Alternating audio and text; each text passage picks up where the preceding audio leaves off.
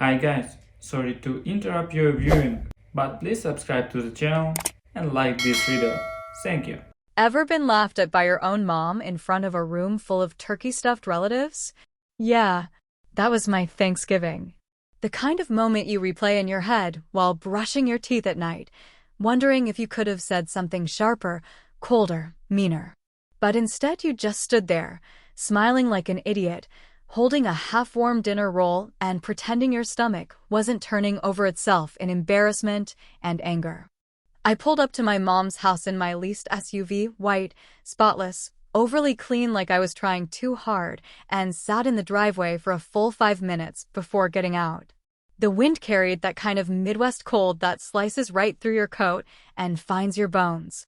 My breath fogged the windshield as I stared at the porch, lit up with those same tacky orange lights she's used every Thanksgiving since 1998.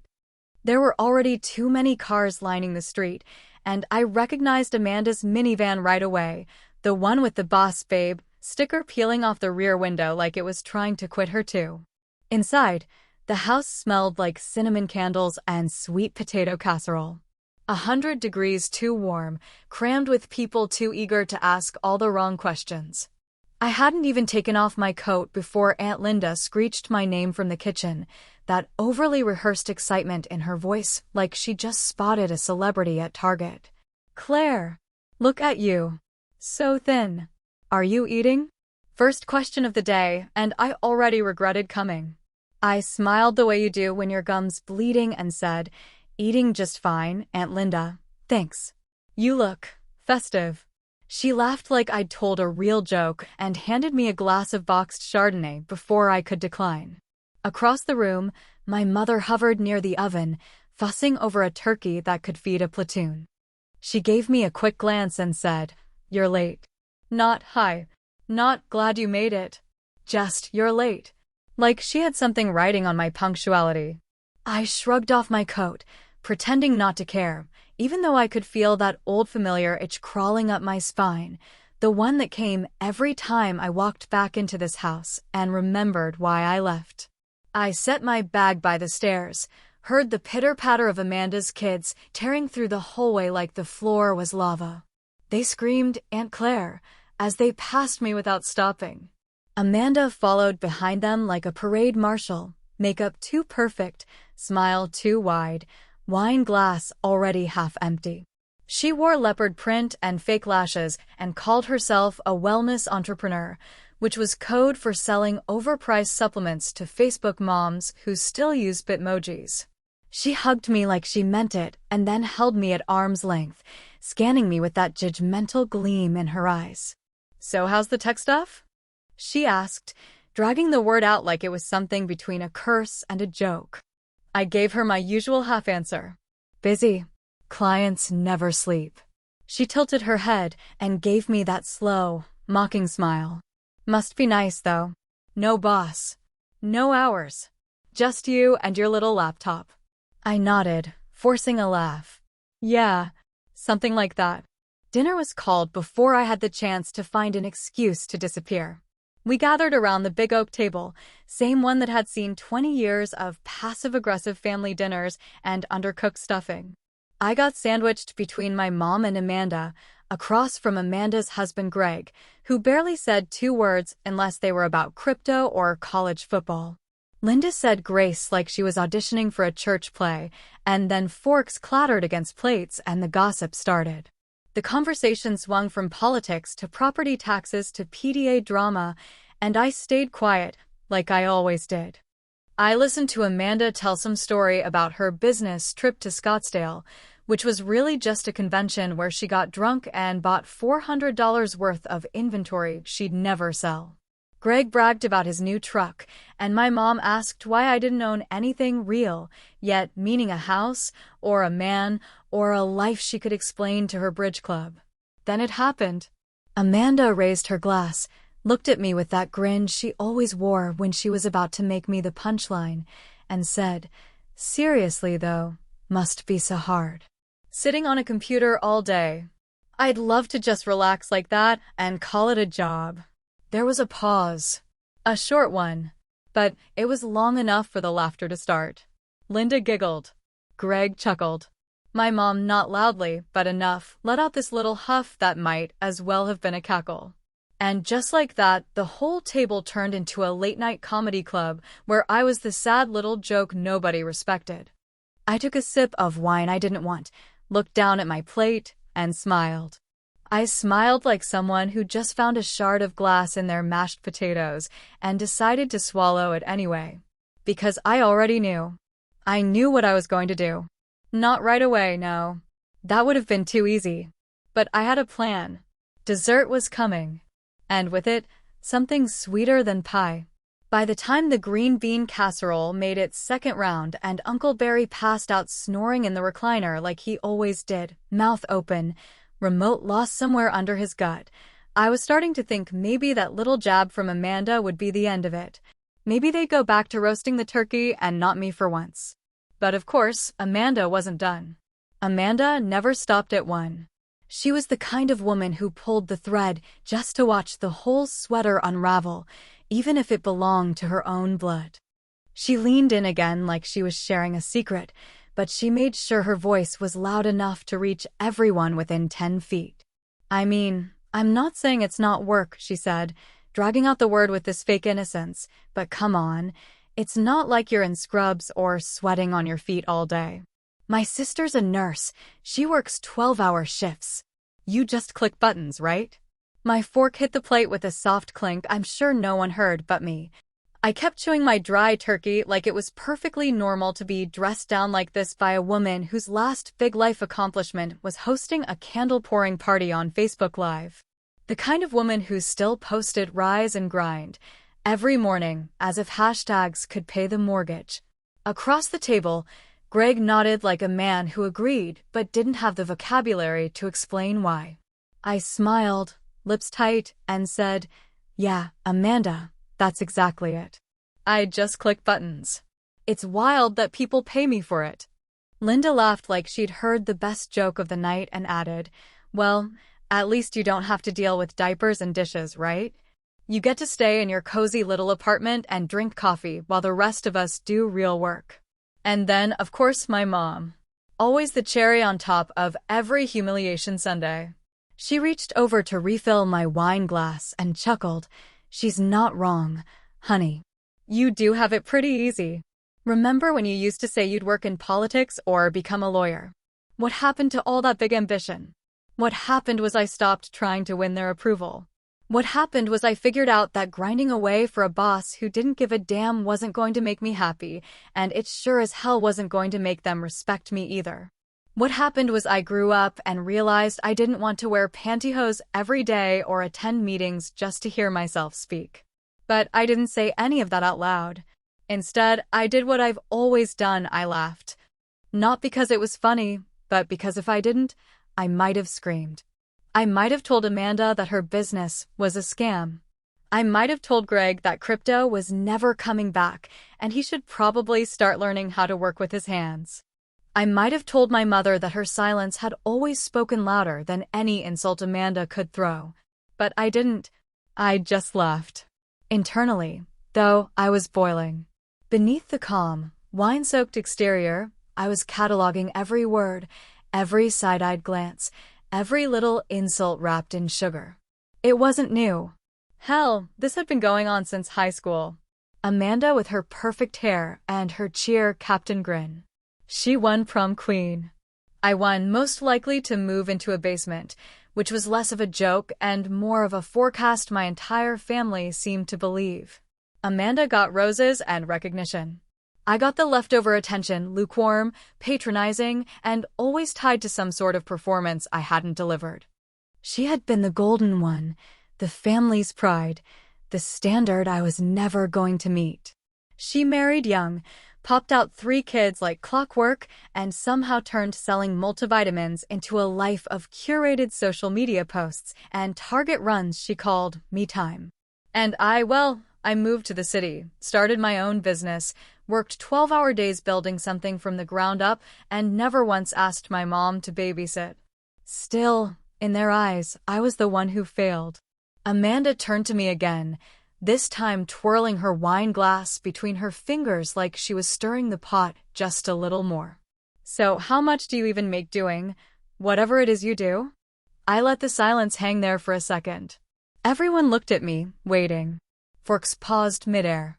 Linda stopped breathing through her nose. My mom glanced at me with a face like she was praying I wouldn't say anything to make things uncomfortable, which really meant anything that might make Amanda look stupid. I smiled sweetly, wiped the corner of my mouth with a napkin, and said, "I've been freelancing for 6 years now, and last month I pulled almost 10 grand. That's like $250 a week." No one corrected me. Not even Greg, and math was the one subject he probably passed without cheating. Amanda blinked, her eyebrows knitting slightly, but she didn't take the bait. She just said, "Well, that's cute. A little bonus money, huh?" I leaned back in my chair, letting the fake math sit there like a landmine. Let them think I didn't know how numbers worked. Let them all think I was dumb, lucky, not serious. Because when you let people underestimate you, it gives you room to plan your strike while they're still laughing. And believe me, I had a strike planned. So I smiled, lifted my glass, and said, "Okay, Amanda, you win. Let's all have dessert." By the time dinner plates had been cleared and the smell of pumpkin spice and burnt marshmallows started to settle in like fog, I knew I had waited long enough. I sat quietly through the rest of Amanda's little performance, hands folded neatly in my lap, eyes locked on hers every time she bragged about another woman in her downline buying her way into a luxury retreat in Phoenix. She spoke with the conviction of someone who'd never been told no in a meaningful way, who thought affirmations and Instagram filters could bend reality to fit the narrative she'd built around her. I watched her pretend to be some sort of guru, this twisted suburban messiah with an audience of wine-fueled relatives too polite or too oblivious to call bullshit on the stage she performed from every year. So I waited, patiently. The way you watch a kettle boil, the kind of slow simmer that builds until you hear the lid start to rattle and you know you've got maybe 30 seconds left before everything overflows. When the pies were brought out, apple, pecan, pumpkin, all homemade, all way too sweet, I excused myself from the table and walked calmly toward the hall closet. I knew exactly where I left it earlier, tucked behind the coats and near the baseboard heater. My laptop bag, plain black, the kind you wouldn't look at twice, but inside was the one thing none of them expected I had the nerve to bring. I pulled it out, slung it over my shoulder, and walked back into the kitchen with the kind of confidence you earn when you've been dismissed for so long that validation no longer holds any power over you. Amanda didn't even notice at first.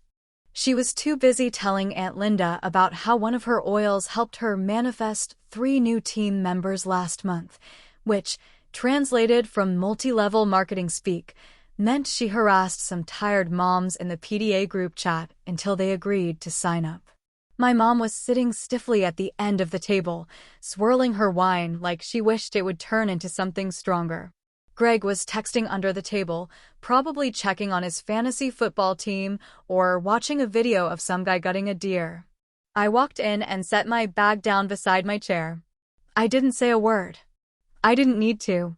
The shift in the air happened the moment I pulled out the folder, one simple folder with one piece of paper inside. Thick stock paper, sharp corners, fresh from the printer. It wasn't for their benefit, not at first. I'd printed it for myself, months ago after landing a product launch that went better than I'd expected, a week that changed my entire trajectory. $98,412 net after expenses. From 1 week of work. Real work. Work they couldn't understand because it didn't look like sweat or stress or a punch clock. I waited for Amanda to finish whatever sentence she was stringing out, and then I smiled, not smug, not hostile, just calm. Like the kind of calm you get when you finally stop trying to prove anything. "Sorry to interrupt," I said, loud enough to stop a fork in midair. "I just remembered something I wanted to show you." Amanda blinked at me like I was speaking another language. "What's that?" I slid the check onto the center of the table, right on top of a paper napkin smeared with cranberry sauce. It faced her. Big numbers. Clean layout. Signed and stamped. Just thought I'd show you what sitting on a computer made last week. Silence. Greg let out this weird grunt, like his throat caught on something halfway down. His wine glass tipped, spilling a deep red stain across the table runner like a wound. Linda gasped and put her hand to her chest, coughing mid-bite on her pecan pie like the sugar just turned to ash in her mouth. Amanda's mouth opened, then closed, then opened again. No words came out. It was one of those moments you wait your whole life for, not because you need to win, but because you want to stop feeling like you've already lost. I sat back down and picked up my fork. Took a bite of pumpkin pie. It was too sweet, like always. For a few seconds, no one said anything. The sound of the dishwasher humming in the background was the only thing moving the moment forward. My mom, finally, after what felt like a full minute, leaned in toward me and whispered under her breath, "You didn't have to show off like that." I didn't look at her. I just kept chewing. Because she was wrong. I didn't have to show off. I chose to. I stayed at the table just long enough to finish the last bite of pie, the flavor suddenly hollow in my mouth, too sweet and too heavy all at once, like everything else that night. No one spoke after the check moment, not a word beyond Greg muttering something about needing a towel and Aunt Linda coughing like the sugar had lodged somewhere between her regret and her judgment. Amanda had frozen mid-sentence, caught like a deer in headlights, but it wasn't fear I saw in her face, it was confusion, like someone had built their confidence on the assumption that everyone around her was failing slightly worse than she was, only to realize she might not even be in the same race anymore. I rose quietly, slid my chair back with a deliberate calm, and without looking at my mother or Amanda or the wine-stained tablecloth, I walked down the hallway and up the stairs to the guest room that smelled faintly of potpourri and old linens. The same room I'd slept in every Thanksgiving since college, where I once cried myself to sleep over a breakup, where I once lay awake wondering if I'd ever stop being a disappointment. It still had the same floral wallpaper from when my grandmother lived there, and even though she was long gone, it still felt like someone was watching. I shut the door gently but firmly and leaned against it for a long moment, letting the weight of everything I hadn't said settle in my chest like wet cement. My heart was pounding, not from guilt, not even from satisfaction, but from something deeper, something messier, something like grief. It wasn't just about the check, and it never had been.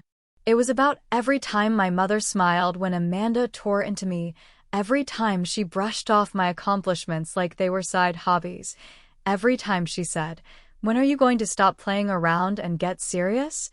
It was the way she never defended me, not once, not when I dropped out of law school, not when I launched my own business, not when I moved away and stopped calling every week because the conversations always left me feeling smaller than when I started them. I sat on the edge of the bed, gripping the comforter in my fists, and the tears came hard and fast, not like a slow leak, but like a dam had cracked wide open.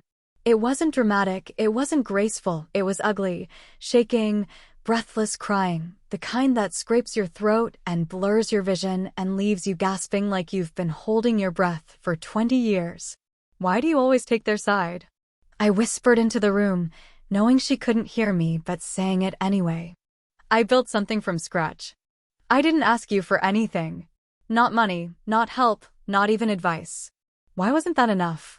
The door creaked open behind me without a knock, and I wiped my face quickly, half expecting my mom to come in with another glass of wine and that look she always wore when she was about to say something kind that wasn't quite kind at all. But it wasn't her. It was Amanda. She stepped in carefully, as if afraid I might throw something at her, which honestly wasn't off the table at that moment. She looked different than she had at the table, less composed, less performative, almost human. "I just wanted to say," she began, voice softer than I'd ever heard it. "I know it probably didn't come across this way, but I wasn't trying to tear you down." I didn't answer. I didn't believe her. But I didn't stop her either. She walked over and leaned against the dresser like she didn't know what to do with her hands. "You know," she said slowly, "I envy you." That caught me off guard. I turned to look at her, searching for sarcasm, for the punchline, but it never came. "I really do," she continued. "You made something out of nothing. You don't have to answer to anyone. You're not stuck." Then, just as quickly, she ruined it. "But that kind of money won't keep you warm at night. Success is great, Claire, but you're still alone. Don't you ever get lonely?" I stared at her, dry-eyed now, calm again in that way a storm gets calm after it's already destroyed everything in its path. "Neither does 3 kids and a mortgage you can't pay," I said flatly. Her mouth twitched, but she didn't argue. She just nodded once, turned, and left the room without saying another word. As she closed the door behind her, I caught movement in the hallway, my mom, standing there quietly, hands folded in front of her like she was at a funeral. She didn't say anything either, but her eyes met mine for a second too long, and, for the first time that night, I saw something crack. Not regret, not quite, but something close to it, like maybe she finally realized she hadn't just watched me get torn down. She helped build the stage Amanda danced on. And I'd just burned the whole damn thing down. The morning after Thanksgiving always carries a strange kind of silence, the kind that clings to the walls like stale gravy and unspoken words left hanging in the air too long. I woke early, not because I was rested, but because sleep had been just another thing that refused to come easy that night. The room was still dark when I rolled out of bed, the old wooden floor creaking beneath my feet like it was sighing along with me. I folded the comforter, packed my things slowly, methodically, the way you do when you're trying not to feel like you're running away, but still desperate to be gone. Downstairs, the house was still asleep, except for the fridge humming and the faint clatter of wind against the storm windows.